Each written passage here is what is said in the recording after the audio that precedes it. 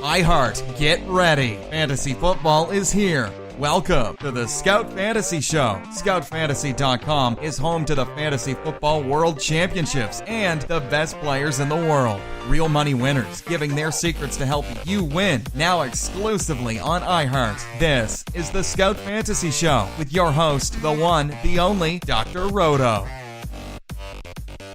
Hey there, everybody. It's Dr. Roto. Get out the insurance cards. Get out the copay. The office is open, my friend.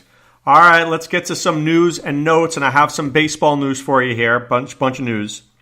Firstly, Scott Kingery is in right field today, batting third for the Phillies.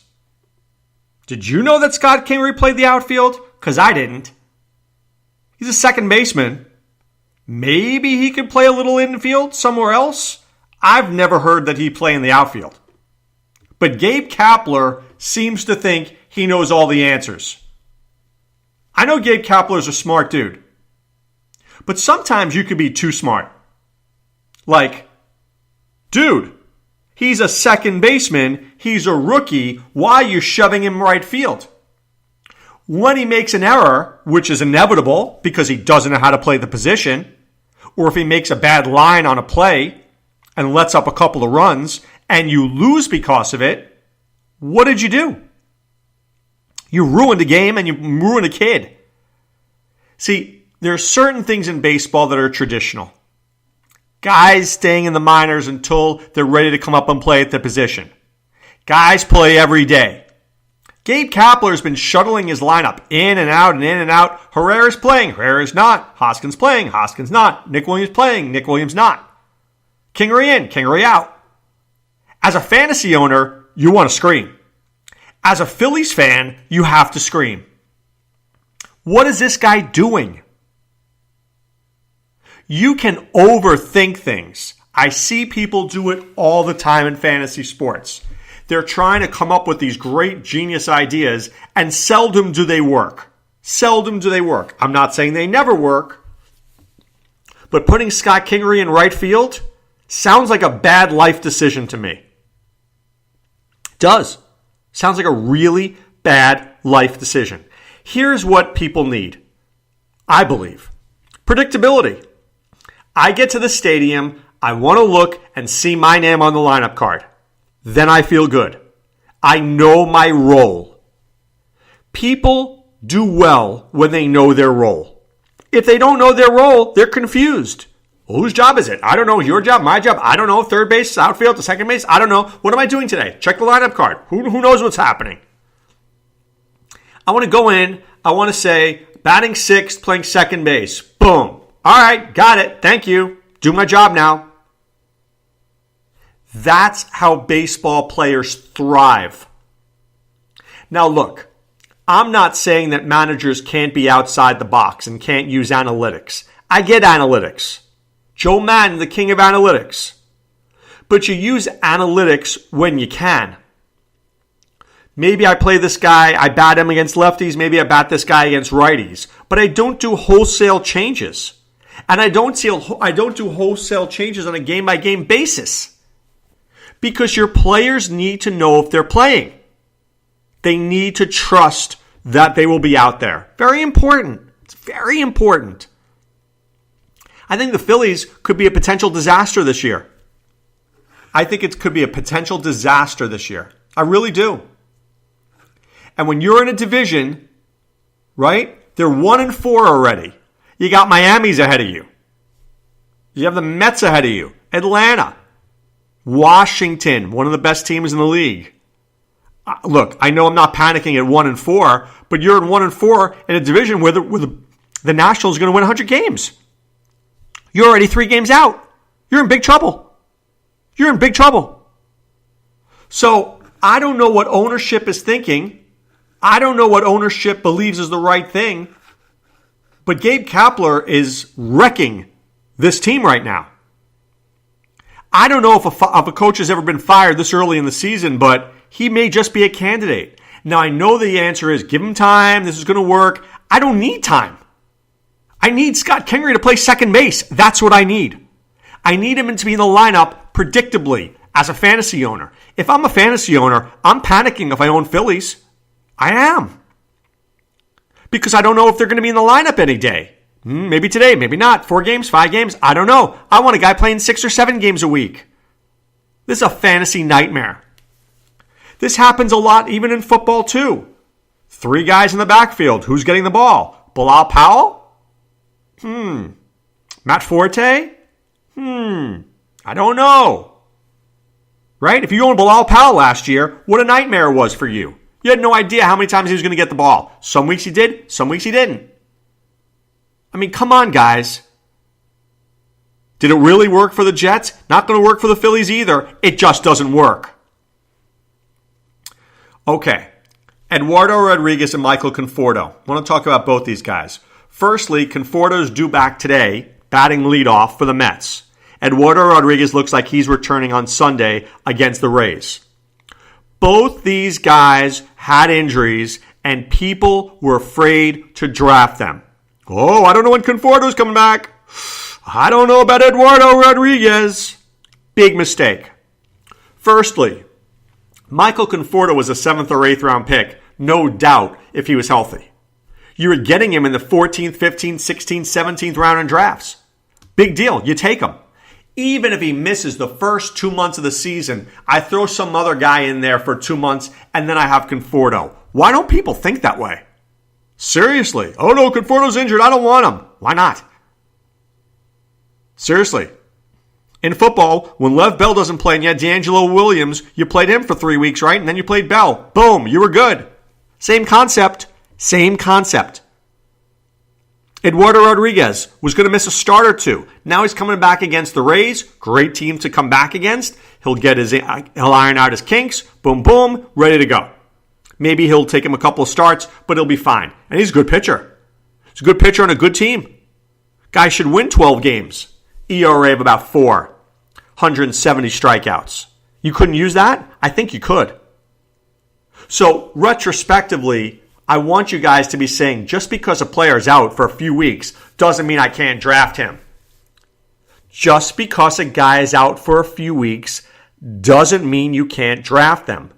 Michael Conforto, here it is, April 5th, he's playing. Ooh, but I didn't think he was coming back till middle of May. Well, you were wrong. The Conforto owner's busting out happy right now. Same thing for the Eduardo Rodriguez owner. I drafted Eduardo Rodriguez for $2 last weekend. 2. Somebody said 1, I said 2. I couldn't believe somebody didn't say 3. Could not believe it. Oh, but he's injured. All right.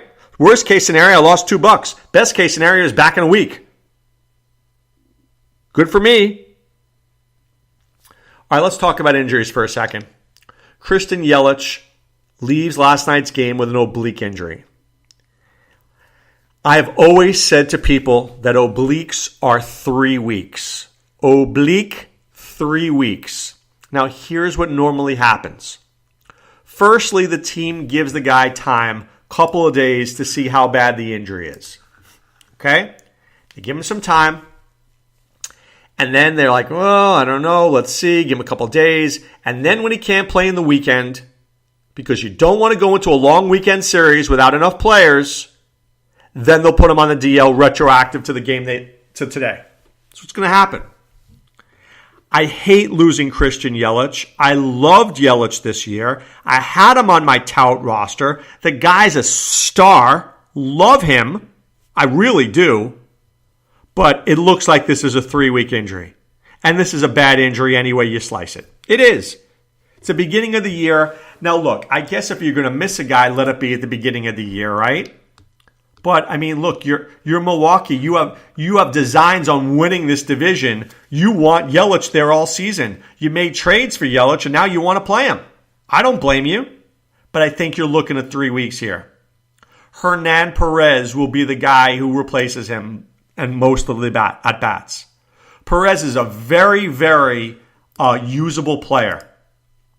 He's not a sexy name. He really isn't. He's not a sexy name. But he does a lot of things.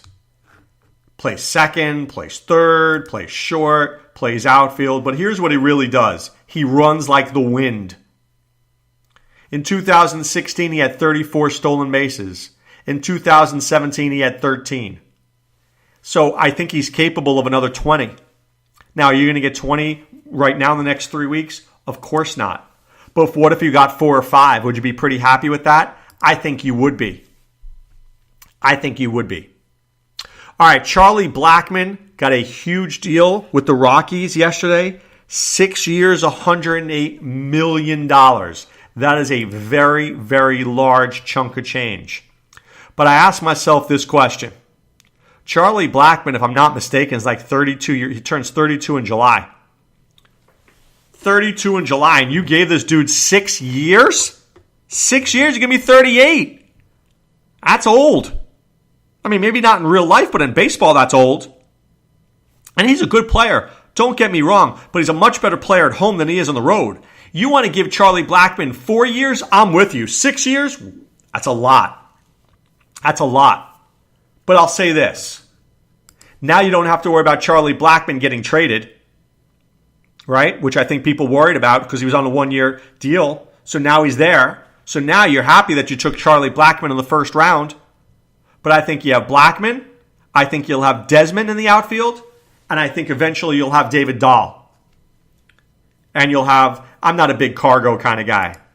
I think Cargo's seen his best days. That's just me. Right? And he has a 1-year deal anyway. And if the Rockies don't look like they're making the playoffs, Cargo will probably be a Yankee or something like that.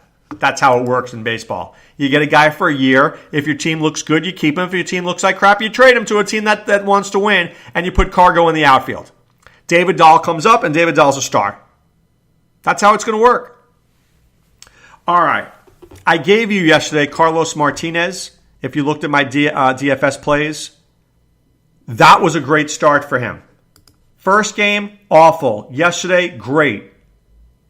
4 hits, couple of walks, keeping the walks down. That's what we want to see from Carlos Martinez. He's a really good pitcher. But speaking of pitchers, I'm looking for 2 guys tonight. 1, I'm looking at Kyle Gibson. He had a very good start last week, and he was really good in spring training. But is he really this good? I don't know. Got to keep my eyes on him.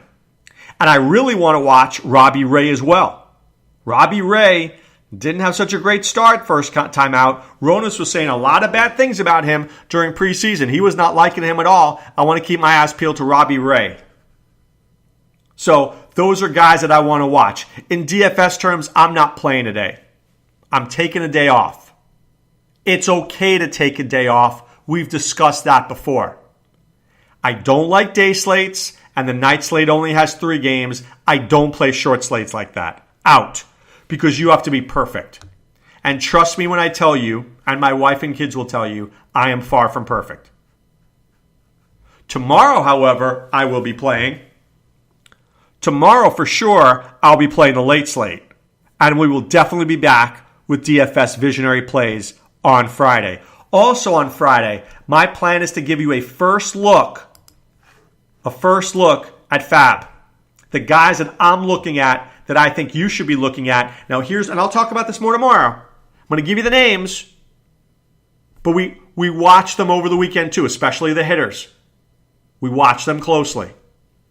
Make sure we like them on Friday night. Make sure we like them on Saturday. Make sure they're healthy on Sunday, right? And then we bid. So we're starting to put our list together. I like putting my list together on Friday and Saturday, making sure I like those names. We'll talk more about that tomorrow. All right, but right now what I want to talk to you about is ScoutFantasySports.com.